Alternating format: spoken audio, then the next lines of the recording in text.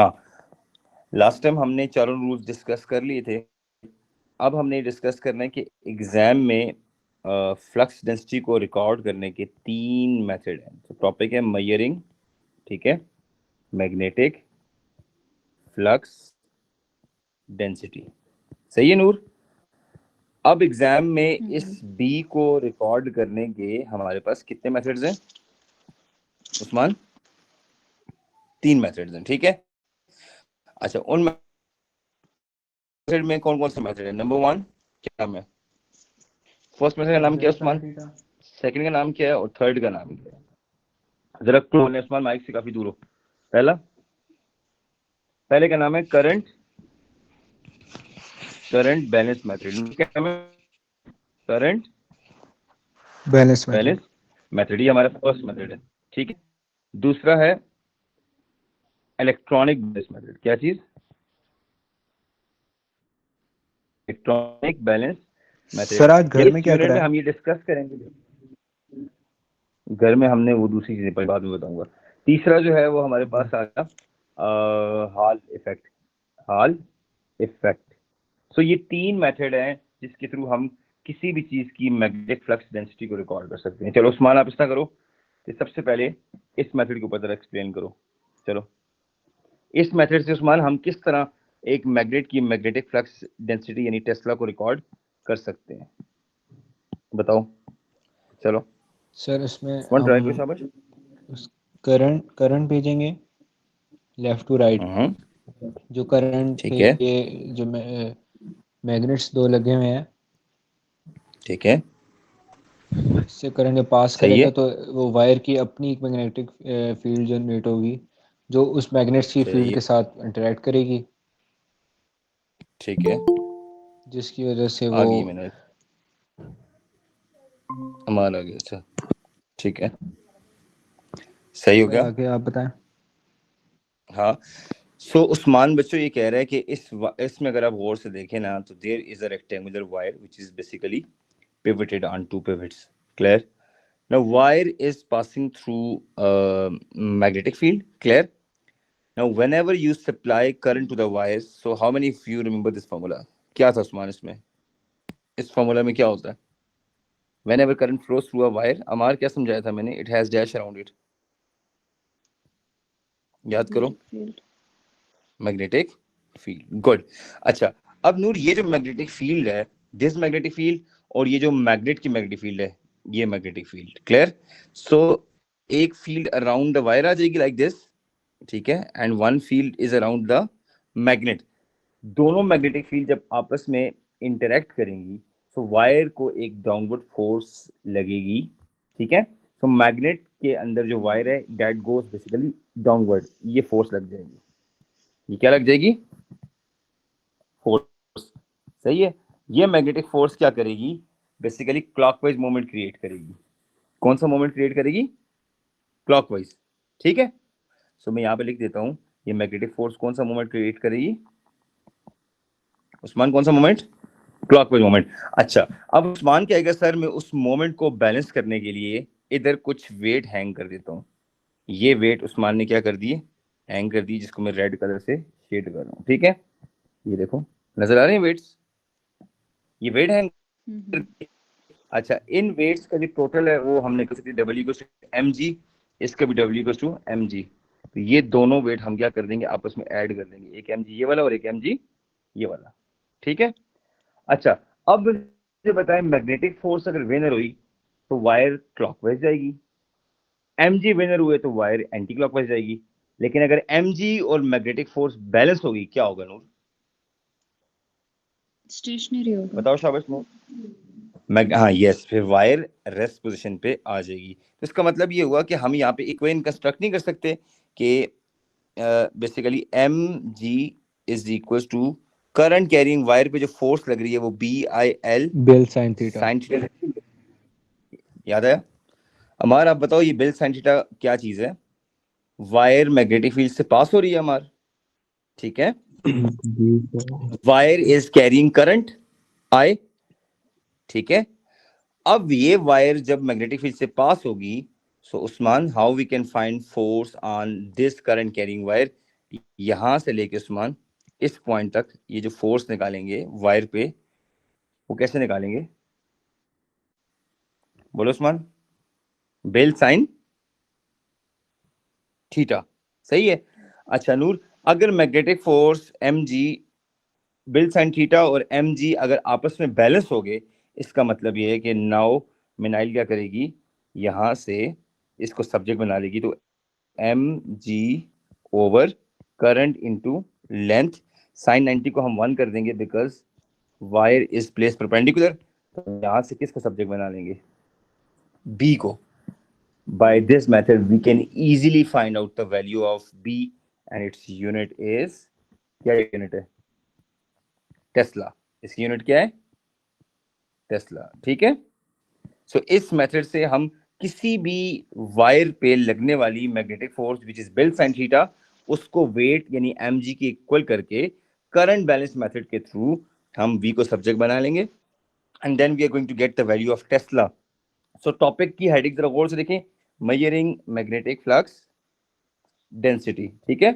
तो सबसे पहली चीज मैग्नेटिक फ्लक्स डेंसिटी का जो सबसे पहला मेथड है वो ये मेथड है, this is current balance method. चलो जी आप डिस्कस करो जरा नूर जल्दी से। हमने कैसे किया है?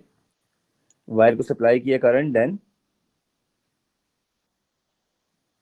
शाबाश, और उसे करंट कहां मैग्नेट से के थ्रू पास पास कर रहा किया है? है। वायर के मैग्नेटिक फील्ड और मैग्नेट्स की आपस में इंटरेक्ट करेंगे और मैग्नेटिक सही है, फ्लक्स प्रोड्यूस होगा और उससे हम ठीक है।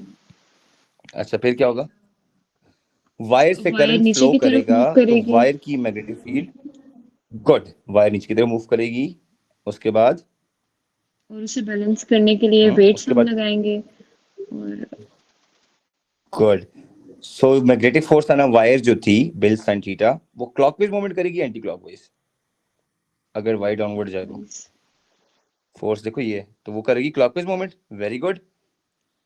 और दूसरा अमार, ये जो वेट हैंग करेंगे स्मॉल वेट्स, ये कौन सा मूवमेंट करेंगे? Anti clockwise movement, anti clockwise. ठीक है। ओके आगे मनाइल बताओ शाबाश नूर। जब क्लॉकवाइज और एंटी क्लॉकवाइज मूवमेंट क्या हो जाएंगे? बैलेंस हो जाएंगे। फिर हम इक्वेशन बताओ तो शाबाश। mg को हम इस फार्मूला के इक्वल कर देंगे बेल साइन थीटा के और उससे हम मैग्नेटिक फ्लक्स फाइंड कर सकते हैं। अच्छा थीटा की वैल्यू मैंने 90 क्यों ली है? हाँ, थीटा की जगह मुझे वैल्यू 90 डिग्री क्यों पुट करनी है? सर ताकि साइन बिकॉज वायर इज 91 हो तो प्लेस आपको मैक्सिमम मैक्सिमम फोर्स मिल जाए। और Usman, wire is place perpendicular to magnetic field, अगर आप गौर से जी देखिए ना, वायर मैग्नेटिक फील्ड के परपेंडिकुलर रखी हुई है, क्लियर। अच्छा जी this is the first method to measure the value of tesla, because अब आपको क्या क्या पता है देखते हैं। हमें वैल्यू ऑफ मास पता है, gravity yes we know, current flowing through the wire which is in amperes पता है हमें, length of the wire which is in metre और सेंटीमीटर वो हमें पता है, लेकिन लेंथ कौन सी लेंगे हम? Which length we going to take? हाँ, लेंथ हम लेंगे पॉइंट ए से लेके बिटवीन मैग्नेट्स। पॉइंट बी तक, यस बिटवीन मैग्नेट्स। अगर ये लेंथ हम ले लें एग्जाम में, ठीक है, इस लेंथ को, तो हमारे पास बड़ी आसानी से टेस्ला की वैल्यू आ जाएगी। So this is the first method in exam to find the value of tesla, ठीक है। लेकिन अब एक मसला है इस मेथड की, कंडीशन ये है उस्मान कि अगर यहां से सॉरी यहां से लेके यहां तक ये जो डिस्टेंस 1 है, this distance 1 should be equals to this distance 2। अगर ये दोनों डिस्टेंस इक्वल नहीं है तो फिर आपके लिए मसला हो जाएगा।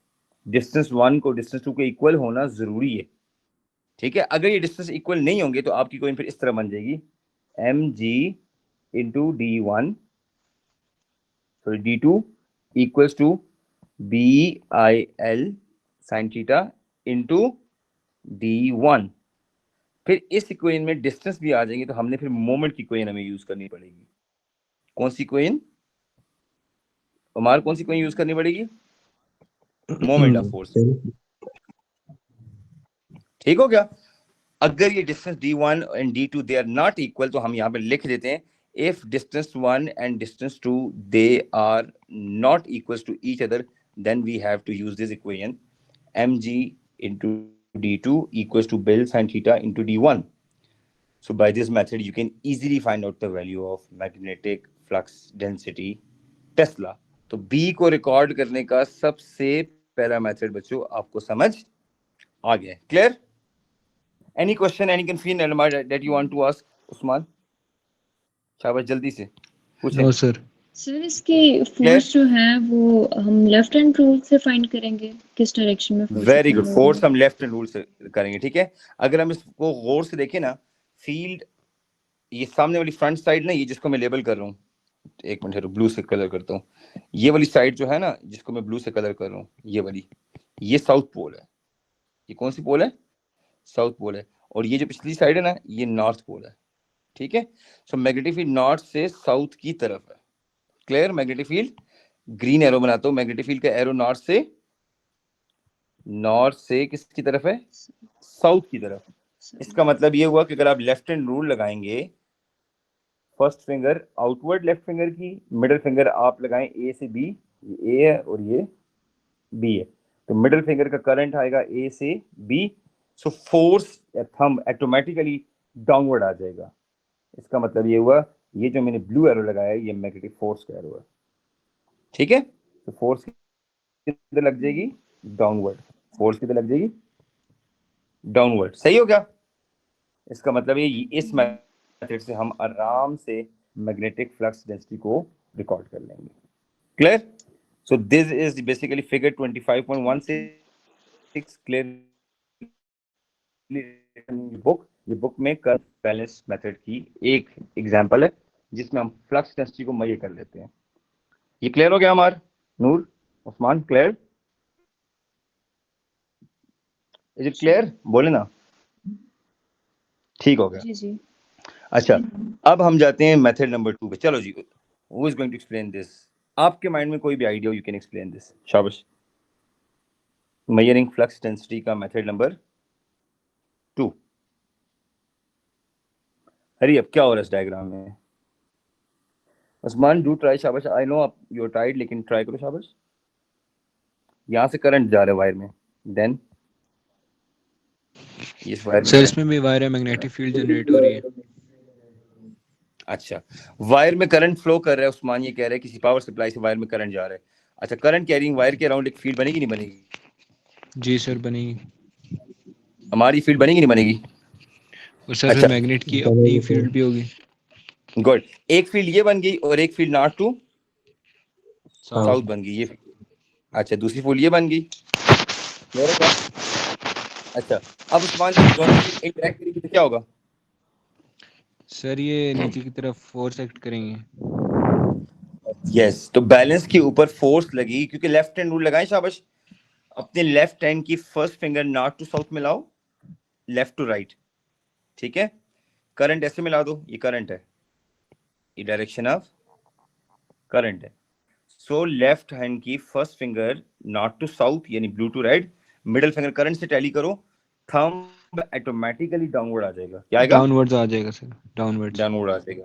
अच्छा, एग्जामिनर अगर आपसे पहला सवाल ये पूछे कि वायर पे फोर्स लगती क्यों है, why there is force on wire, तो आप क्या आंसर देंगे इसका? सर रिपल्सिव फोर्सेस की वजह से. दो रिपेल होते हैं वो उसके. हम ये नहीं कहेंगे both magnetic fields interact with each other.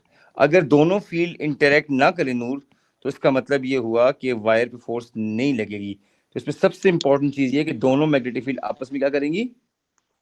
हमार इंटरैक्ट करेंगी. क्या करेंगी? अब हमार कहेगा सर एक मैग्नेटिक फील्ड तो मुझे पता है नॉर्थ टू साउथ है, ये जो ब्लैक एरो से आपने रिप्रेजेंट की है. ये सेकंड मैग्नेटिक फील्ड कहां से आ गई है? बोले, ये सेकंड मैग्नेटिक फील्ड कहां से आ गई है? नूर, whenever the current wire flow में through the प्रोड्यूस होगी. conductor, Noor, whenever current flow through a conductor, ये बात आपको याद है?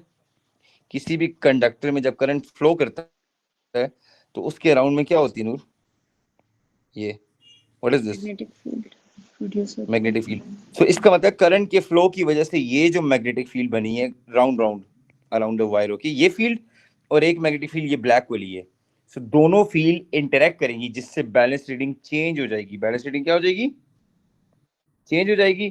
सो ये चेंज इन मैस को हम किससे मल्टीप्लाई कर देंगे? ग्रेविटी से। किससे? ग्रेविटेशनल फील्ड स्ट्रेंथ के साथ। तो ये हमारे पास change into mass into gravity आ जाएगा। लेट्स सपोज बैलेंस की रीडिंग थी पहले 0.25 ग्राम, ठीक है, अब होगी 0.75 ग्राम। तो कितना चेंज आया उस्मान? 0.25 से 0.75 कितना चेंज आया अमर? 0.5 का चेंज आ गया ना? हाँ, 0.5 का चेंज आ गया। अब अमर क्या करेगा? यहां से इक्वेशन कंस्ट्रक्ट करेगा, change in mass into gravity equals to wire पे लगने वाली फोर्स क्या है? BI/L।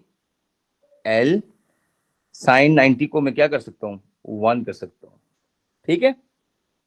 सो यहां से आप बच्चों बी और आई को दोनों को नीचे ले आए, तो change in mass into gravity over current into length equals to B. आगे समझ? So change in mass into gravity. अब मुझे बताएं क्या चेंज इन मास है कि नहीं है? आ गया ना? ग्रेविटी की जगह 9.81 लगा दे ग्रेविटेशनल फील्ड स्ट्रेंथ। आई कौन सा लेंगे और लेंथ कौन सी लेंगे? चलिए पहले बताएं लेंथ कहां से कहां तक लो नूर? क्या इस पूरे येलो Between रॉड? जहाँ से magnets मैग्नेट का देंगे। सरफेस एरिया शुरू हो रहा है। यस, जहां से मैग्नेट का ये स्टार्ट हो रहा है, तो क्या मैं यहां से कह सकता हूँ ये पॉइंट नंबर ए है और ये पॉइंट नंबर बी है।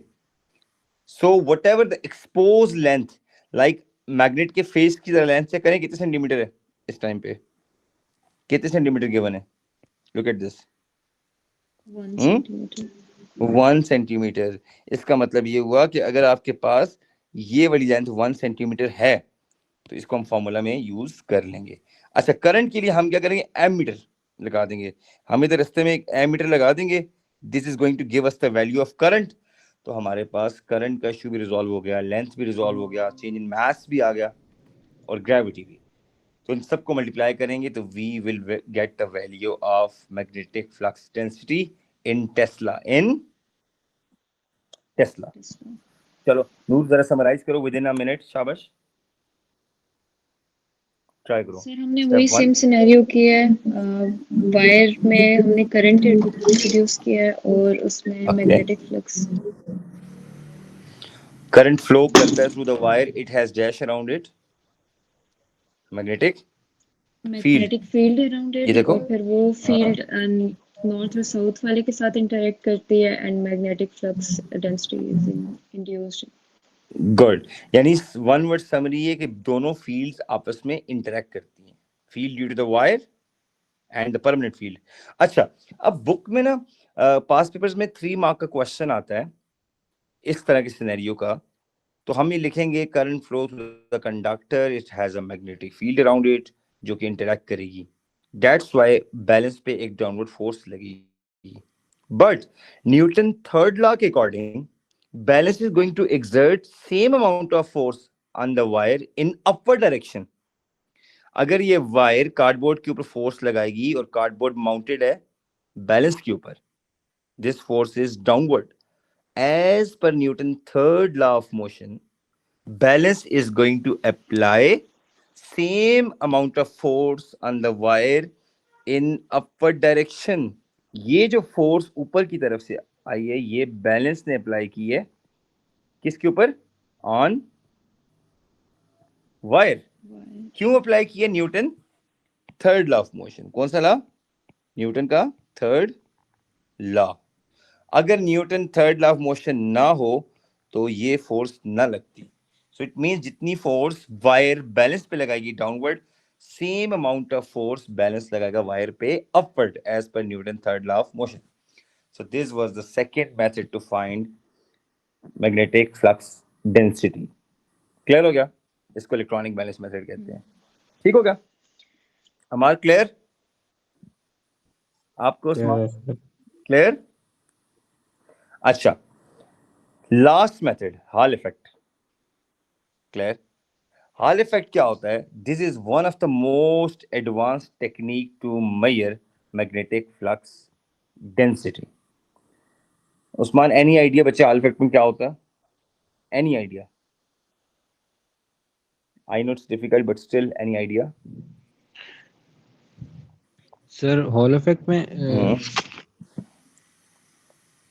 सर एक वो कोई प्लेट सी होती है, उसमें हम पॉजिटिवली चार्ज इलेक्ट्रॉन एक तरफ होते हैं, नेगेटिवली चार्ज एक तरफ होते हैं, उसमें हम करंट सप्लाई करते हैं, कुछ इस तरह का होता है। ठीक हो गया, ओके। और अच्छा, ये वायर में अगर क्या फ्लो करे, क्या चीज फ्लो कर रही है?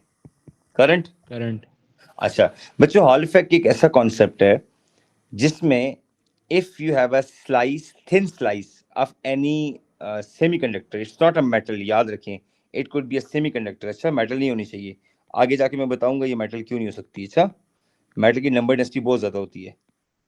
तो अगर हम ऐसा एक सेमीकंडक्टर मटेरियल ले लें और उसमें यहां से लेट सपोज करंट फ्लो कर रहे हैं, ये डायरेक्शन ऑफ करंट है, डायरेक्शन ऑफ करंट ऐसे आ रही है यूं, ठीक है, लाइक दिस, और ये करंट इस तरह के अंदर इंटर हो गया। क्लियर? अच्छा, अब if you apply magnetic field, जैसे इस स्लाइस के परपेंडिकुलर फील्ड है कि नहीं है, this is basically what? Magnetic field. Clear हो गया? अच्छा, ये जो मैग्नेटिक फील्ड है, ये क्या करेगी? स्लाइस के अंदर इलेक्ट्रॉन्स को या चार्जेस को स्ट्रेट नहीं जाने देगी, तो ये चार्जेस को वन साइड पे डेविएट कर देगी। Like you can see, slice की एक साइड पे पॉजिटिव चार्जेस आ गए, एक स्लाइस पे नेगेटिव चार्जेस आ गए, क्योंकि मैग्नेटिक फील्ड ने क्या किया है? चार्जेस को डेविएट किया, स्ट्रेट नहीं जाने दिया। क्लियर? सपोज करें इलेक्ट्रॉन्स थे, तो वो इलेक्ट्रॉन इस साइड पे डेविएट हो गए। क्लियर? अब वो जो इलेक्ट्रॉन्स एक साइड पे डेविएट हो गए हैं, तो this side become negatively charge. ये ओवरऑल क्या बन गई है? ये वाली साइड नेगेटिवली चार्ज, और ये वाली साइड क्या बन गई है बच्चों? Positively charge. ठीक हो गया? अब ये जो पॉजिटिव और नेगेटिव साइड पे पोटेंशियल डिफरेंस जनरेट हो गया है, अगर हम एक हाल वोल्ट मीटर लगाएं, जिसको हम हाल वोल्टेज कहते हैं, यूएच या वीएच कह सकते हैं, ये वोल्टेज की जो रीडिंग होगी, ये इनडायरेक्टली हमें टेस्ला की वैल्यू बता देगी। मतलब मैग्नेटिक फ्लक्स डेंसिटी कितने टेस्ला है, यानी उस बी की वैल्यू को बता देगी। कैसे? इसका हमें मैथ्स करना होगा। क्या करना होगा? मैथ्स करना होगा। चलिए मैं इसको सिंपल कर देता हूँ। अमार कहते हैं sir this is the highway जिस पे सारी की सारी गाड़ियां जा रही थी, and there was a traffic police officer जिसने ये कहा कि आप इस हाईवे पे स्ट्रेट नहीं जा सकते, हाईवे में फॉग है। सो इलेक्ट्रॉन्स को या गाड़ियों को ट्रैफिक पुलिस ऑफिसर ने एक साइड पे मोड़ दिया, अप्लाइंग लेफ्ट हैंड रूल। कौन सा रूल लगाए? Left hand rule. अब लेफ्ट हैंड रूल के अकॉर्डिंग आपने नूर परेशान नहीं होना कि इलेक्ट्रॉन्स लेफ्ट साइड पे जमा हुआ या राइट साइड पे जमा हुआ, लेकिन एक साइड नेगेटिव हो जाएगी और एक साइड क्या हो जाएगी? स्लाइस की पॉजिटिव। अब नूर आप क्या करेंगी? नेगेटिव और पॉजिटिव साइड के क्रॉस में एक वोल्ट मीटर कनेक्ट करेंगी। ठीक है, जैसे आप देखें साइड एक्स और साइड वाई पे मैंने क्या लगा दिए? एक वोल्ट मीटर। ठीक है, वो वोल्ट मीटर हॉल वोल्टेज को रिकॉर्ड करेगा, यानी जो वोल्टेज जनरेट हो जाएगी, पोटेंशियल डिफरेंस जो जनरेट होगा अक्रॉस द स्लाइड्स, यानी एक पोटेंशियल डिफरेंस इस साइड पे जनरेट होगा, ये देखो ये वाली साइड, और दूसरी इस साइड पे जनरेट होगा। मैं इसको शेड कर रहा हूँ। ठीक है, इन दोनों साइड्स के ऊपर जो पोटेंशियल डिफरेंस जनरेट होगा उसको हम हॉल वोल्टेज कहते हैं, और हॉल वोल्टेज का फॉर्मूला है V H is equal to क्या था Usman? B I over N T Q. हमारा अब इसकी डेरिवेशन में सिखाऊंगा, उसके बाद मैं लेसन को ओवर करूंगा। Hall voltage equal to B I over N T Q आया कहां से है? क्लियर? अच्छा नूर, अभी तक क्या बात समझ आई? इधर रिपीट करें, शाबाश, ट्राई टू रिपीट जो भी सर एक समझ आए। सेमीकंडक्टर में हम करंट लेके जाएंगे और वो चार्ज हो जाएगा सेमीकंडक्टर, उसके नेगेटिव और पॉजिटिव साइड्स बन जाएंगे ओके, और कौन उसको इलेक्ट्रॉन्स हमें को या चार्ज को डेविएट करेगा? Who is responsible for the deviation of electrons और charges? Magnetic the current, magnetic field. magnetic field which is applied perpendicular to the flow of charges. Okay, then this magnetic field is going to produce some potential difference across the sides of a slice. Okay, ये potential difference हम उस्मान इसको कहते हैं hall voltage. क्या चीज? Hall voltage. Hall voltage. अब देखना, मैं आगे इसकी स्टेटमेंट पढ़ता हूँ, आपको अब समझ आएगी। सो हॉल वोल्टेज या hall effect is the production of, सबसे इंपॉर्टेंट चीज, it is the production of potential difference across electrical conductor when magnetic field is applied perpendicular to the flow of current। यानी फ्लो ऑफ करंट के perpendicular जब उस्मान अमार अगर आप लोग magnetic field apply करो, सो जो potential difference across the slice आता है, अक्रॉस द कंडक्टर आता है, तो उस वक्त जो पोटेंशियल डिफरेंस जनरेट होगा, that is known as Hall voltage and the concept is known as Hall effect. आगे समझ? So जी sir. Hall effect is the production of potential difference across electrical conductor when you apply magnetic field, but magnetic field should be perpendicular to the flow of current. Amar, is it clear? जी sir. समझ आई कि voltage कैसे बनती है? अच्छा, अब hall voltage की जो डेरिवेशन है, हॉल वोल्टेज की जो डेरिवेशन है, ये हॉल वोल्टेज आया कहाँ से, तो उसके लिए मैं आपको इस पेज पे सॉल्व करवाता हूँ। अच्छा, तो सर मैं बताऊं थोड़ा सा? आसमान बताओ, आप हेल्प करोगे, ठीक है? अच्छा, हमने प्रूव जी। करना है बी एच यानी Hall voltage Q B I over Q N T Q I. अच्छा, तो इसके Q&T से क्या बनता है? चलें बताएं पहले उस्मान क्या बनता है। सर किससे? एन क्या है, टी क्या चीज है, क्यू क्या चीज है, आई क्या है और बी क्या है? शाबाश, ट्राई करो सर उस्मान। इसमें जो जो बी है वो टेस्ला है, जो ठीक है, हमारे टेस्ला, जितने टेस्ला मैग्नेटिक, यानी और आई स्ट्रेंथ ऑफ द हमारा मैग्नेटिक फील्ड। जी आई हमारा करंट है। आई करंट है इन एम्पेयर्स। जी एन हमारे पास नंबर डेंसिटी ऑफ इलेक्ट्रॉन है। Very good, N is Q number हमारे पास चार्ज है। Density of electron. Good, Q हमारे और पास charge of charge electron, N और टी कूलम है। हमारे पास टाइम है। अच्छा, चार्ज की वैल्यू हम 1.6 into 10 power 10 minus power minus 19। Coulomb. और और टाइम हमारे पास, नो, टी हमारे पास टाइम है। T is not time Usman. नहीं टी नहीं, टाइम इज नहीं, sorry, T is thickness of slice. क्या चीज? Thickness of slice. हाँ जी, थिकनेस थिकनेस ऑफ स्लाइस, ठीक स्लाइस। है। और बी जो है ना, स्ट्रेंथ ऑफ द मैग्नेट तो है, लेकिन इसको मैग्नेटिक फ्लक्स डेंसिटी भी कहते हैं, magnetic flux flux density. Density. ठीक हो गया? अच्छा, इसका मतलब है, अच्छा अब Usman before you are going to prove this कि ये कैसे आया है, जरा नूर एक दफा रिपीट कर दो जो वेरिएबल्स हमने पढ़े हैं, उनका क्या मीनिंग है ये बताओ। मैग्नेटिक फ्लक्स डेंसिटी है, अच्छा, I करंट है that is passing through the conductor, ठीक है, एंड जो है number density of electrons. Sir ये गिवन होगी? जी जी गिवन होगी, ये लाजमी गिवन होगी, नंबर डेंसिटी ऑफ इलेक्ट्रॉन। और Q चार्ज और T thickness of the conductor. Good, Q charge है हमार और ये थिकनेस ऑफ कंडक्टर। और ये जो पूरा फॉर्मूला हमने पढ़ा है, ये जो हम प्रूव करने लगे, ये हमारे पास किसका फॉर्मूला है? हॉल इफेक्ट का। किसका? Hall hall voltage. Voltage, hall voltage का। अच्छा, अब इसको डिराइव करने से पहले एक इंपॉर्टेंट चीज देख लें, वेरी इंपॉर्टेंट चीज, वो ये है कि अगर आप स्लाइस को गौर से देखें ना, थिकनेस कौन सी वाली हम लेंगे और डी कौन सा लेंगे? पहले उस्मान आप बताओ, थिकनेस कौन सी लेंगे? सर थिकनेस ये जो इसकी हाइट है, ये थिकनेस है, जो शेडेड एरिया है ना बच्चों, ये हम ले लेंगे थिकनेस। और डी कहां से कहां तक ले लेंगे Usman? Sir right to left. Right to left, यानी स्लाइस के अक्रॉस जहां पे पोटेंशियल डिफरेंस क्रिएट हुआ है, उसको हम टी ले लेंगे, डी ले लेंगे, और थिकनेस को टी ले लेंगे। सो हम यहाँ जी, पे कह सकते हैं एरिया ऑफ दिस स्लाइस, यानी क्रॉस सेक्शनल एरिया, टी किन दो इंटू चीजों का डी। प्रोडक्ट है? T into D. तो आगे जाने से पहले बच्चों आपको ये बात याद होनी चाहिए कि इस स्लाइस का जो एरिया है वो इन दो चीजों से आएगा, थिकनेस को डी से मल्टीप्लाई करना है आपने, ठीक है। अच्छा, अब हम आते हैं इसकी डेरिवेशन के ऊपर जी। यस उस्मान। सर हमारे पास मैग्नेटिक फोर्स होता है B Q V sine theta. अच्छा एक मिनट, मैग्नेटिक फोर्स का मतलब है whenever the charged particle passes perpendicular to magnetic field, so we have this formula b q velocity V into sin sine theta. theta। Good Usman, और electric force होता है हमारे पास Q into E, which Q is electric the force, charge and E is the electric field strength. Very good, equation number A and equation number, इन दोनों को हम equate कर देंगे एक दूसरे के। अच्छा गुड हो गया जी। उस्मान कहता है इन दोनों को कंपेयर कर लेते हैं या इक्वेट कर लेते हैं। Comparing equation number A with equation number B. B. हमारी बात समझ आई? इक्वेशन ए को इक्वेशन बी के साथ क्या कर देंगे, कंपेयर कर देंगे। चलो उस्मान बताओ क्या होगा आगे। सर इलेक्ट्रिक फील्ड स्ट्रेंथ होता है हमारे पास V/D, तो हम उसको इससे चेंज कर देंगे। अच्छा एक काम ना करेंगे, B Q V V sine 90 को हम क्या कर देते हैं, 1 कर देते हैं। 1 कर देते हैं, equal to Q times E. अच्छा आगे क्या E। करूँ उस्मान?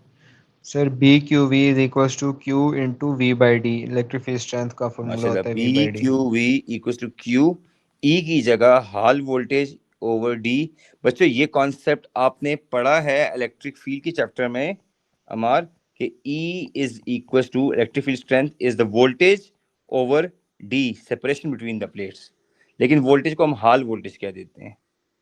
ठीक है, so you have to recall the concept of electric field strength. Clear? Sir अब जो ये वेलोसिटी है, ये हमारी जो है ये वो वेलोसिटी, ड्रिफ्ट वेलोसिटी है इलेक्ट्रॉन्स की। तो अच्छा इसकी जगह हम कर देंगे I is equal to QNAV को हम रीअरेंज करके, तो I ओवर QNA हो जाएगा ये V ये की जगह। इक्वेशन नंबर सी आ गई बच्चों। Usman is saying but as के कॉन्सेप्ट में हमने पढ़ा है, एएस की फिजिक्स में क्या पढ़ा है, आई इज इक्वल टू नूर क्या होगा, क्यू एन ए वी। अगर हम ड्रिफ्ट स्पीड को सब्जेक्ट बनाए हमारा क्या बनेगा, हमारा सोचो आई ओवर, हमारा बोलो QNA। Drift, yes Q N A equal to V, drift speed. So ये जो वैल्यू है, ये पूरी वैल्यू, इस वैल्यू को उठा के उस्मान कहता है put this value in equation number C. चले इक्वेशन सी को देखते हैं जी। इक्वेशन सी क्या है? इक्वेशन सी क्या है, बी क्यू वी था ना जी। हाँ, तो इक्वेशन सी को हम दोबारा सॉल्व करते हैं। लुक एट दिस, तो ये इक्वेशन सी में BQ बी इंटू अपनी I जगह, ओवर वी की जगह छोड़ देते हैं, equals to Q into Hall voltage over D. अब ये D। जो वी की वैल्यू थी ना यहाँ पे, उस्मान कहते हैं इस जगह पे हम ये वैल्यू सब्स्टिट्यूट करेंगे। कौन सी value? I over QNA। I over Q N A. इसको हम इस ऊपर वाली इस इक्वेशन में डालते हैं, येलो वाली इक्वेशन को ग्रीन वाली इक्वेशन में पुट करते हैं, तो देखते हैं हमारे पास क्या आंसर बनता है। So Usman is saying put this value over here and then we will get this equation. चलें जी, v की जगह i over Q N A equation C में डाल देते हैं, तो i over Q N. Sir अब ये एरिया का आपने भी बताया था, एरिया यहाँ पे होगा T into D. Q Q से क्या हो जाएगा, कट कैंसिल जाएगा, हो जाएगा और D डी आई, ठीक है, over Q N, N area की T जगह क्या इंटू होगा, D कर देंगे। एरिया की जगह थिकनेस इंटू डी कर देंगे, इक्वल जी to Q Hall voltage over sir अब D से कैंसिल हो जाएगा। डी, डी से हमार क्या हो जाएगा, कैंसिल हो जाएगा। तो इसका मतलब ये है कि अगर आप क्यू को नीचे ले जाएं तो बी आई ओवर और Q N N T is T, equal to Hall वो वाला वोल्टेज। क्यू इधर ले आए, इक्वल टू हॉल वोल्टेज।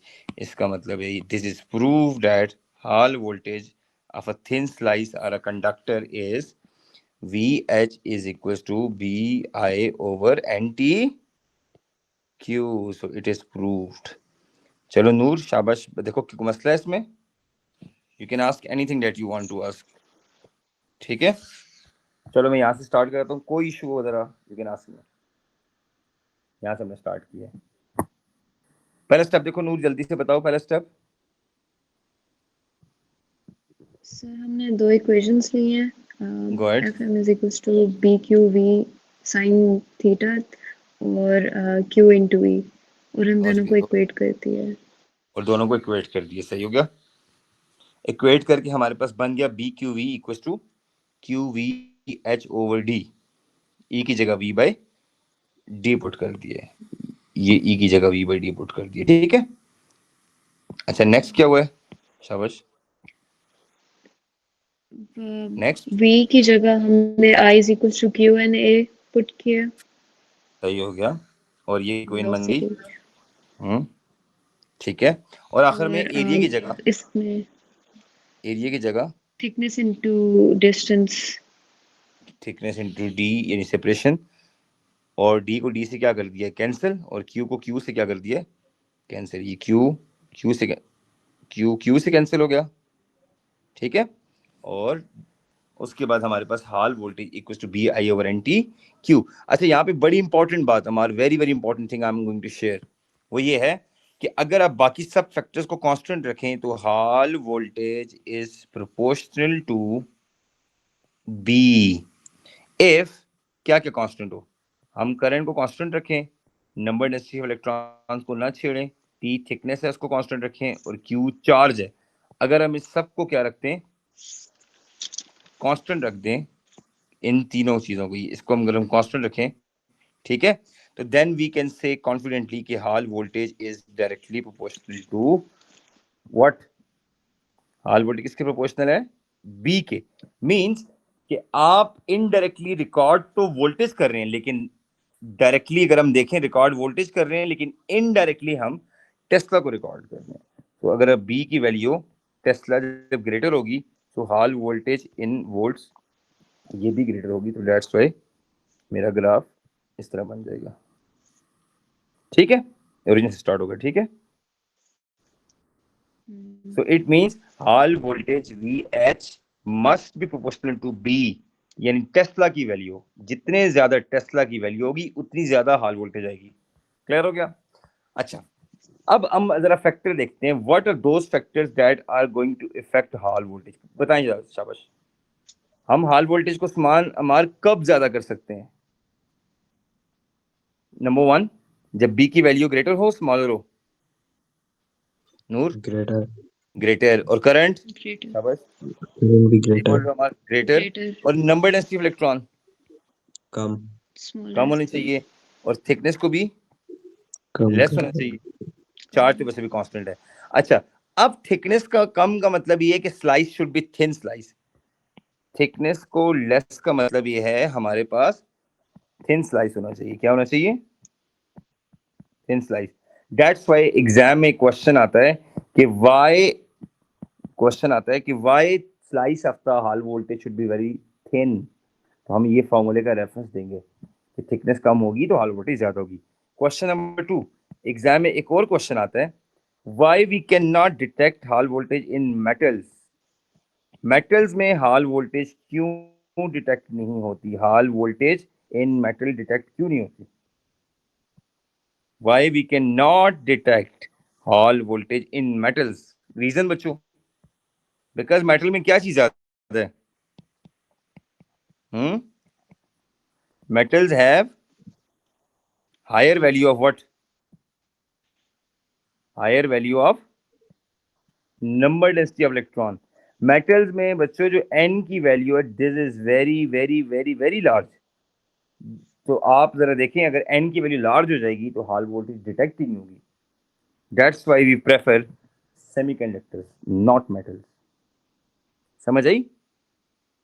हम कभी भी हॉल वोल्टेज मेटल्स में डिटेक्ट नहीं करते, या बहुत थिन डिटेक्ट होती है, the reason is that metal में n की वैल्यू इज वेरी वेरी क्या चीज लार्ज, आई समझ आ गई। सो हॉल इफेक्ट या Hall voltage is one of the most advanced technique to find out the value of magnetic flux density.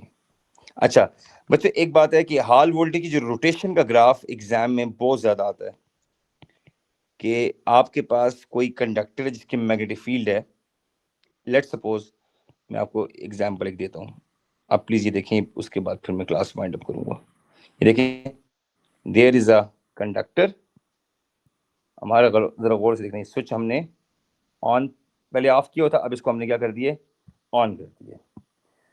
चलिए जी, Amar is going to say sir negative side become north pole, इसका मतलब है this will become north pole and this side become south pole. Agree? ठीक हो गया?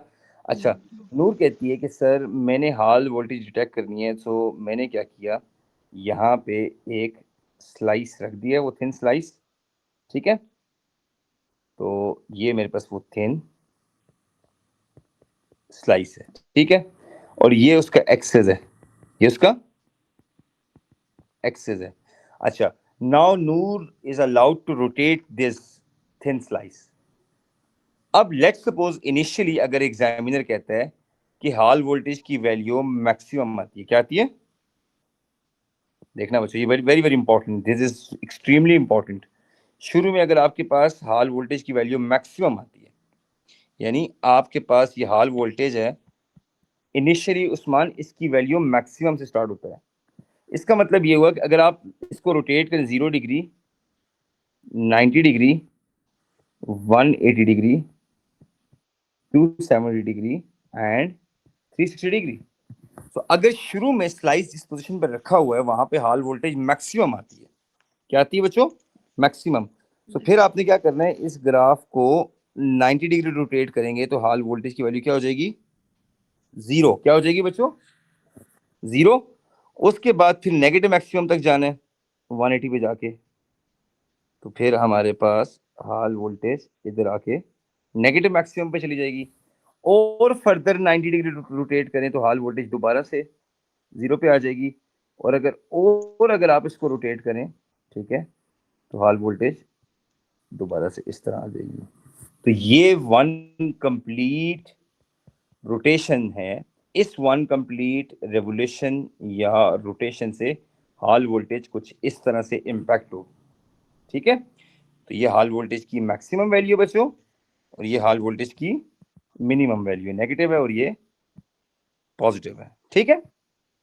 तो आपने याद रखना है स्लाइस की रोटेशन से उस्मान मैग्नेटिक फील्ड जो इंटरेक्ट कर रही है वो चेंज होती है, जिसकी वजह से हाल वोल्टेज की वैल्यू इस तरह से बार बार ये चेंज होती है. क्लियर हो गया बच्चों? लेकिन अगर हाल वोल्टेज पहले 0 से स्टार्ट हो रही है, अगर पहले से 0 से स्टार्ट होगी, हाल वोल्टेज इस तरह से आएगी.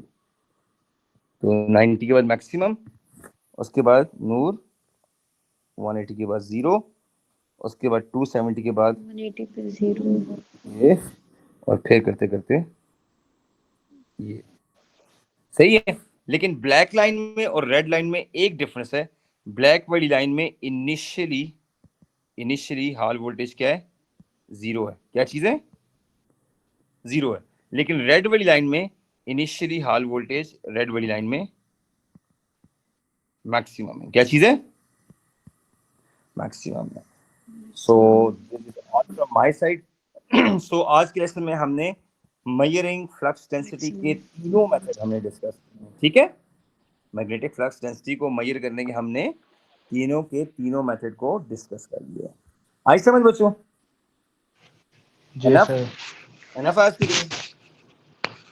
अगला इंशाल्लाह लेसन होगा बच्चों, और उसमें हम वेलोसिटी सिलेक्शन और ईएम इंडक्शन वगैरह स्टार्ट करेंगे इंशाल्लाह. वो हमारा नेक्स्ट लेसन होगा. क्लियर अमार? सर एसी करंट भी. हाँ बिल्कुल. बस आप ये समझ जाएं कि अब एसी करंट हमारा रह गया, बाकी तकरीबन हमारा हो गया. वेलोसिटी सिलेक्शन एक टॉपिक है, 5-10 मिनट को इंशाल्लाह हम नेक्स्ट क्लास में करेंगे. क्लियर इंशाल्लाह. ठीक हो गया? ओके ओके नूर, अम्मार, उस्मान, अल्लाह हाफिज़. Thank you very much. Allah हाफिज़.